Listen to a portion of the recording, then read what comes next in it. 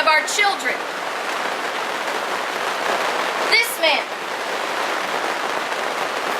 KrisAnne Hall, is the professor and mentor to the man who is called the father of the modern education system. Anybody know who the father of our modern education system is? John Dewey. John Dewey. Now, he's not the Dewey Cecil system guy, he's somebody else.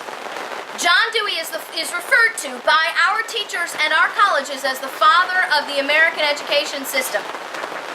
He was taught, and this is his professed hero and mentor, KrisAnne Hall. KrisAnne Hall teaches that the knowledge which illiterates acquire is probably much larger proportional of it practical. Moreover, they escape much eye strain and mental excitement.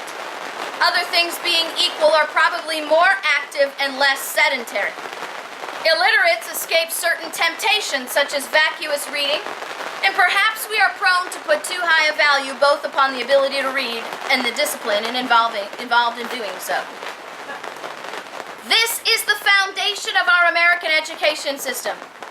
There's an article on my website called Stolen Education, Stolen Children, Stolen Future, where I give you the entire outline as presented by a brilliant woman by the name of Charlotte Iserbyt.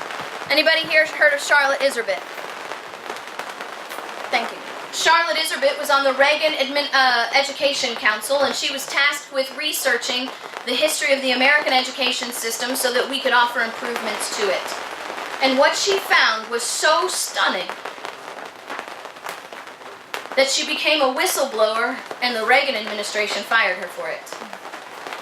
She discovered that the Marxist takeover of our education system began in 1885 with the mentor of KrisAnne Hall. From KrisAnne Hall, we get John Dewey, the father of our modern education. He is who our teachers are taught the philosophies of teaching. That illiterates are more functional, and that social education is more important than math, science, and reading. You wonder why we graduate over 50% illiterate in this country now. Because that was the programmed goal. The NEA published their goals in 1932. Federal programs for health and education welfare combined into one bureau. Head Start programs. Getting preschool children into the system at a younger and younger age. Youth services through poverty programs. The remove of local control of political and educational matters without seeming to do so. Turn your PTOs into fundraisers and kick your parents out of the education of their children. And then we have to teach them sex education in the schools so our kids will understand that sex is just a natural biological urge. The dogs do it, the cats do it, the buffalo do it, we do it. And of course, you know, getting pregnant is just an accident that occurs from a natural biological function. And since we're nothing more than souped up monkeys, it's not going to bother anybody if you kill what's in your body. And through sex education, what we do is we teach our children that they are nothing more than animals, that life is worthless, because after all, if you slaughter a cow to eat it, what is your value? And now you wonder why our children are murdering each other in the schools and in the streets. And abortion kills 3/4 of our minority population every single year.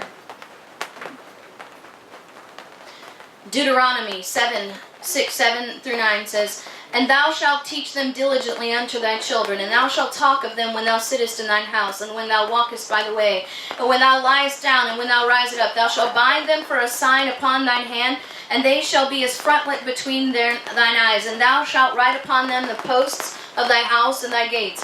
Parents, you are supposed to be educating your children, not giving your children over to the government indoctrination systems.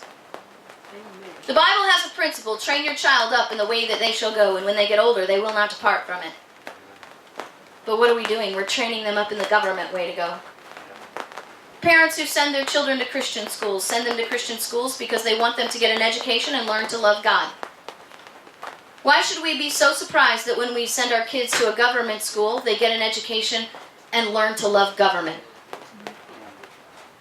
Because that's what government's going to teach. Government knows best. Government's your provider. Government is your savior. Government is your protector.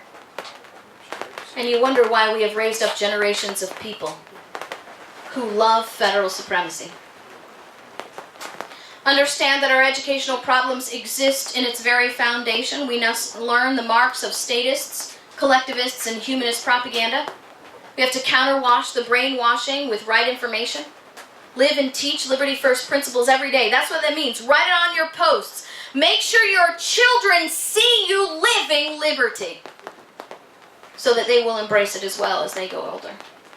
Take control of your child's education. I believe that every parent in this room is a homeschool parent. No matter where you send your child to school, their education is your responsibility. And as a homeschool parent, I can tell you that I don't agree 100% with every piece of education my child gets in their curriculum. So it's my job to fix the errors that I find. It's your duty, not the government's.